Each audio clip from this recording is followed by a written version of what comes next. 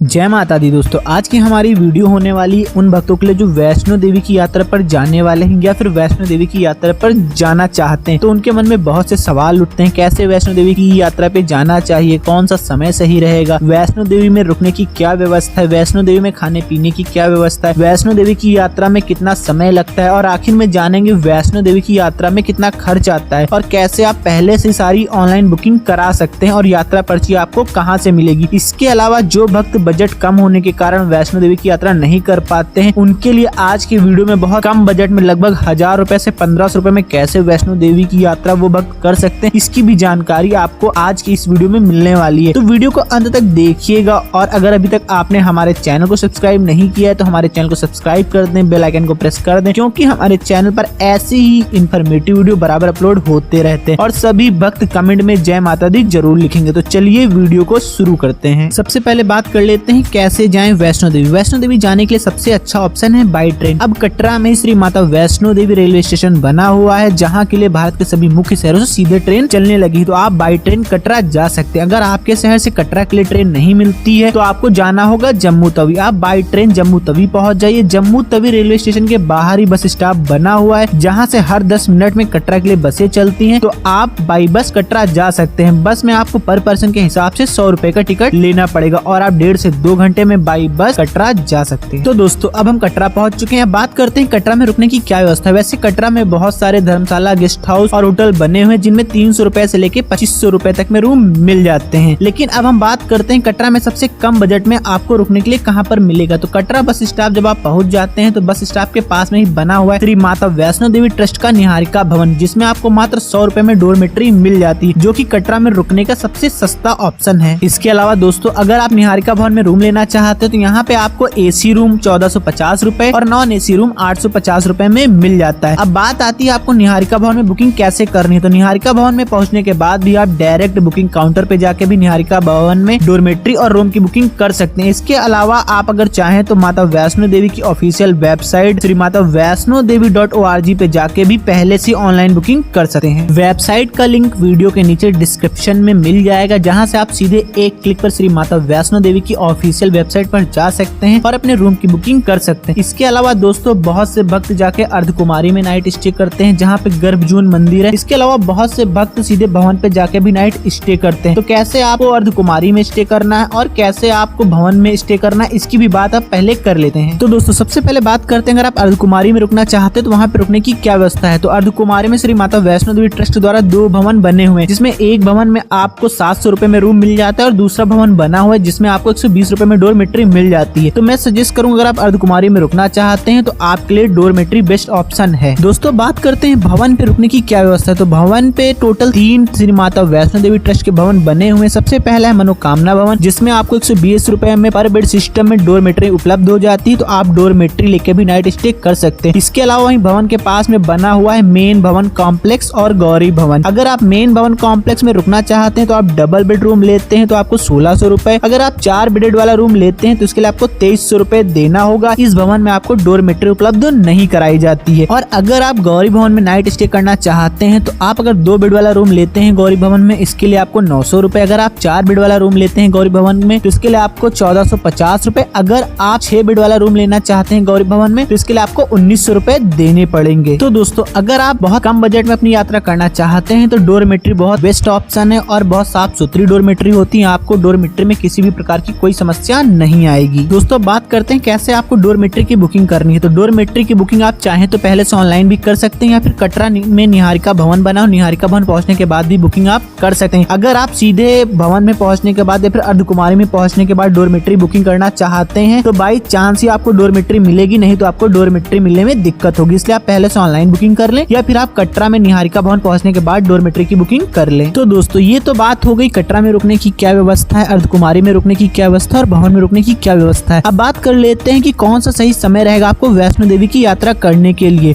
तो साल में 2 बार नवरात्रि पड़ती है, तो इन 2 नवरात्रि पे आपको वैष्णो देवी की यात्रा से बचना चाहिए, क्योंकि इस समय यहाँ पे बहुत ज्यादा भीड़ होती है और मानसून के समय में यहाँ बरसात होती है, तो आप मानसून के समय भी वैष्णो देवी की यात्रा करने से बचना चाहिए। इसके अलावा आप साल भर वैष्णो देवी की यात्रा कर सकते हैं, आपको कोई प्रॉब्लम नहीं होगी। अगर सबसे अच्छे समय की बात करूँ तो अक्टूबर, नवंबर, दिसंबर, जनवरी के बीच में अगर आप अपनी यात्रा प्लान करते हैं वैष्णो देवी की, इस समय वैष्णो देवी यात्रा पे बहुत कम श्रद्धालु आते हैं, इसमें आपको काफी आसानी होगी। दोस्तों बात कर लेते हैं वैष्णो देवी में खाने पीने की क्या व्यवस्था है। तो वैष्णो देवी में बहुत सारे होटल बने हुए हैं जिनमें आपको थाल सिस्टम देखने को मिल जाता है। 50 रुपए से लेके 80 रुपए में थाल सिस्टम मिलता है, जिसमें आपको भरपेट खाना मिल जाता है। अगर सुबह से लेके रात तक खाने की बजट की बात करो तो 150-200 रुपए का खर्च आने वाला है पर पर्सन के हिसाब से खाने पे। तो दोस्तों अब बात कर लेते हैं कैसे आपको वैष्णो देवी मंदिर में जाके दर्शन करना है। अगर आप शाम तक कटरा पहुंचते हैं तो रात में नाइट स्टे आप कटरा में ही कर लीजिए और सुबह सुबह जल्दी उठ के अपनी पैदल यात्रा की शुरुआत कर दीजिए। लेकिन यात्रा करने से पहले आपको यात्रा का अपनी रजिस्ट्रेशन कराना होता है, जिसके लिए कटरा बस स्टॉप पे ही यात्रा काउंटर रजिस्ट्रेशन बना हुआ है, जिसमें आप अपना रजिस्ट्रेशन करा सकते हैं। रजिस्ट्रेशन कराने के बाद आपको बाण गंगा चेक पोस्ट 4 घंटे के अंदर पार करनी होती है। बाण गंगा चेक पोस्ट आप पैदल भी जा सकते हैं और अगर आप चाहें तो कटरा बस स्टॉप से ही ऑटो चलते हैं जो 20 रुपए पर पर्सन के हिसाब से लेते हैं और आपको बाण गंगा चेक पोस्ट तक छोड़ देते हैं। बाण गंगा चेक पोस्ट पे आपके पूरे सामान की चेकिंग होती है, आपकी चेकिंग होती है और आपके साथ जो यात्रा पर्ची आपको दी जाती है उसको स्कैन किया जाता है। इसके बाद यहाँ से 12 किलोमीटर की पैदल यात्रा की शुरुआत होती है। और अगर आप पैदल चलने में असमर्थ हैं या आपके साथ कोई बुजुर्ग है तो यहीं से आपको पिठू पालकी की सुविधा भी उपलब्ध कराई जाती है। अगर आप पिठू से अर्धकुमारी तक जाना चाहते तो इसके लिए आपको 600 रुपए, अगर आप पिठू से सीधे भवन तक जाना चाहते तो इसके लिए आपको 1100 रुपए का चार्ज देना पड़ेगा। और दोस्तों अगर आप पालकी से जाना चाहते तो इसके लिए आपको 5000 रुपए के आसपास का चार्ज देना पड़ेगा। तो दोस्तों अब हम बात करते हैं अपने सबसे सस्ते ऑप्शन मतलब पैदल ट्रैकिंग करते हुए भवन तक जाने के लिए। तो जैसे ही आप बाण गंगा चेक पोस्ट पार करते हैं, थोड़ा सा आगे बढ़ते तो यहीं पे गुलशन कुमार जी का भंडारा चलता है। यहाँ पे आप जाके माता वैष्णो देवी का प्रसाद ले सकते हैं और यहीं से 2 रास्ते हो जाते हैं। एक नया रास्ता बन गया जिसे नया ताराकोट मार्ग कहते हैं और एक वही पुराना रास्ता है जिसपे आपको चरण पादुका और अर्धकुमारी के दर्शन होते हैं, आप भवन तक पहुंचते हैं। जो ताराकोट का मार्ग है वो भी आपको अर्धकुमारी पे ही जाके निकालता है। लेकिन जो ताराकोट का मार्ग है ये 2 किलोमीटर लंबा है। इसमें आपका एक फायदा एक नुकसान है। फायदा आपका ये है कि इस रास्ते पे सिर्फ पैदल यात्री को जाने दिया जाता है और जो पुराना रास्ता है इस पे पालकी घोड़ा खच्चर भी चलते रहते हैं। तो मैं सजेस्ट करूंगा आप पुराने रास्ते से अपना पैदल सफर करें, क्योंकि अगर आप पुराने रास्ते से जाएंगे तो आपको 2 किलोमीटर का सफर कम तय करना होगा। अगर आप नए ताराकोट मार्ग से जाते हैं तो उसके लिए आपको 2 किलोमीटर ज्यादा ट्रैकिंग करनी पड़ेगी।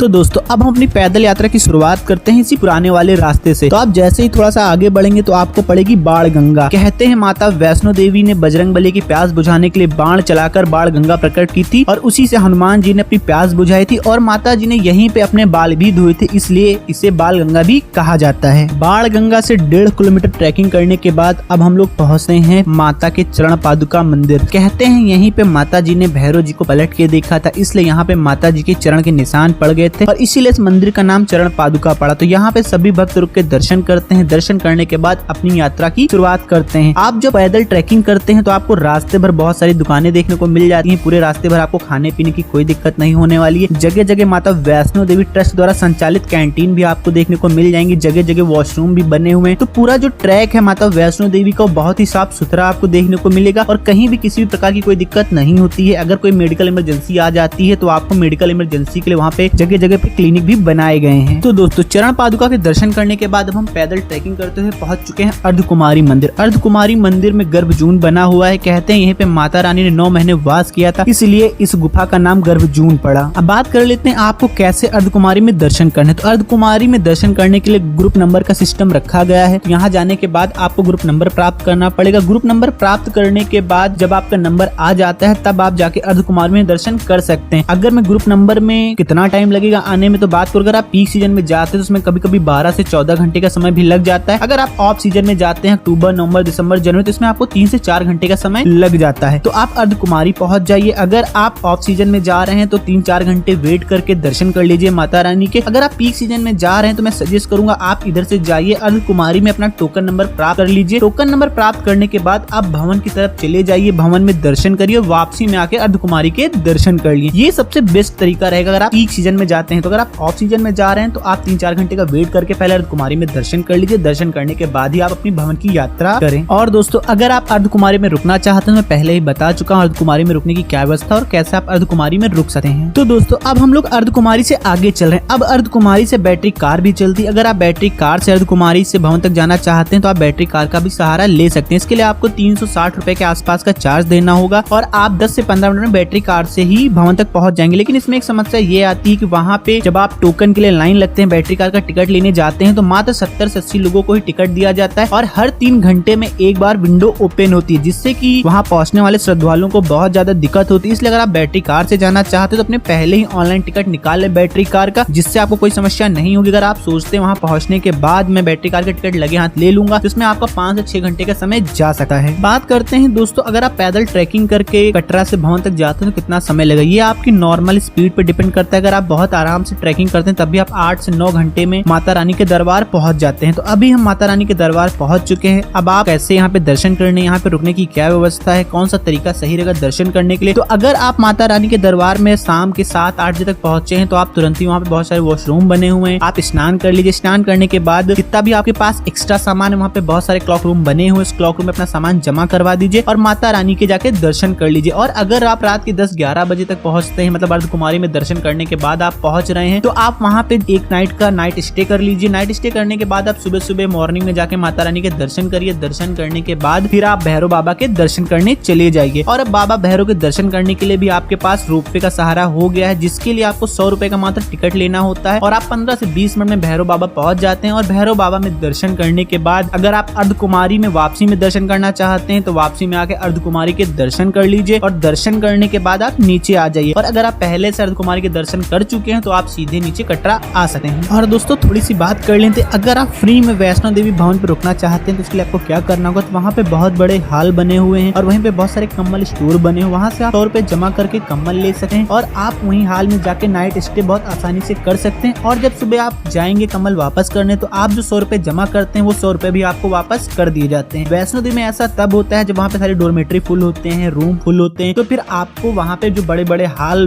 बने हुए हैं फिर आप वहाँ पे जाके भी नाइट स्टे कर सकते हैं। तो दोस्तों जब आप वैष्णो देवी की यात्रा पे जाते हैं तो एक नाइट का स्टे या तो आप अर्धकुमारी में बना लीजिए फिर भवन में बना लीजिए, ये आपके लिए सबसे अच्छा तरीका होगा माता रानी के दर्शन करने के लिए। अब बात करते हैं कितना खर्च आएगा, तो मैंने आपसे कहा था कि सबसे कम बजट में बताऊंगा। तो अगर आप बॉयज एंड लड़के हैं, ग्रुप में जा रहे हैं तो आप डोरमेट्री का सहारा लीजिए। आप अगर 3 नाइट का स्टे भी करते हैं तो मात्र 400 रुपए के आसपास में आपका रहने का खर्च हो जाएगा और खाने का खर्च की बात करें तो 450 रुपए के आसपास का खर्च खाने पे आएगा। और अदर खर्च भी अगर हम 500 मान लेते हैं तो लगभग 1500 रुपए में आप वैष्णो देवी की यात्रा बहुत आसानी से कर सकते हैं। और दोस्तों आप वैष्णो देवी की यात्रा करने के बाद जा सकते हैं शिवखोड़ी की यात्रा। अगर आपने अभी तक हमारी शिवखोड़ी यात्रा का वीडियो नहीं देखा है तो आई बटन में जाके शिवखोड़ी यात्रा का वीडियो देख सकते हैं। और आज के वीडियो में बस इतना ही। कैसा लगा आज का हमारा ये वीडियो कमेंट में बताया जरूर। और अगर अभी तक आपने हमारे चैनल को सब्सक्राइब नहीं किया तो हमारे चैनल को सब्सक्राइब कर दें, बेल आइकन को प्रेस कर दें, क्योंकि हमारे चैनल पर ऐसी ही यात्रा से जुड़े हुए इन्फॉर्मेटिव वीडियो बराबर अपलोड होते रहते हैं। और सभी भक्त कमेंट में जय माता दी जरूर लिखेंगे। मिलते हैं आपसे नेक्स्ट वीडियो में, तब तक के लिए जय माता दी। Subscribe now